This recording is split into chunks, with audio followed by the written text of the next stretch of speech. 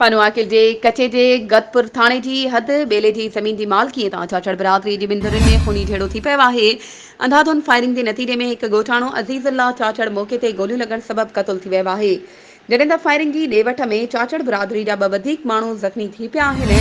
इन हवाले सां वधीक तफ़सील ॾियण लाइ असां सां लाइन ते मौजूदु आहे पनुआकिल मां CN न्यूज़ जो रिपोर्टर अयाज़ झंडीर। जी अयाज़, कहिड़ा तफ़सील आहिनि अव्हां वटि?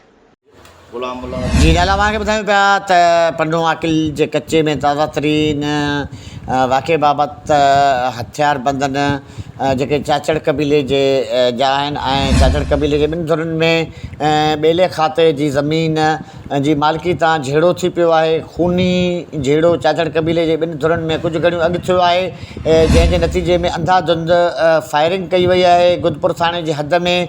उन जे नतीजे में अज़ीज़ुल्लाह चाचड़ थॾे ते गोलियूं लॻण सबबि क़तल थी वियो आहे, जॾहिं त ॿ ॼणा उन झेड़े में ज़ख़्मी थी पिया आहिनि।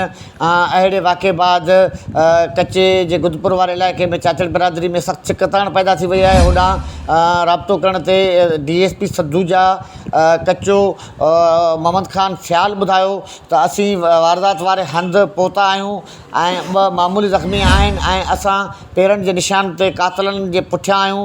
उन्हनि खे हर हाल में गिरफ़्तार करे क़ानूनी कार्रवाई कई वेंदी। महिरबानी अयाज़, तफ़सीलनि खां आगाह करण जे लाइ। वधीक ख़बरुनि ऐं अपडेट्स जे लाइ असांजे चैनल खे सब्सक्राइब कयो ऐं हा, बेल आइकन खे प्रेस करणु न विसारिजो त जीअं असांजी हर नई अचण वारी वीडियो तव्हां ताईं पहुचे।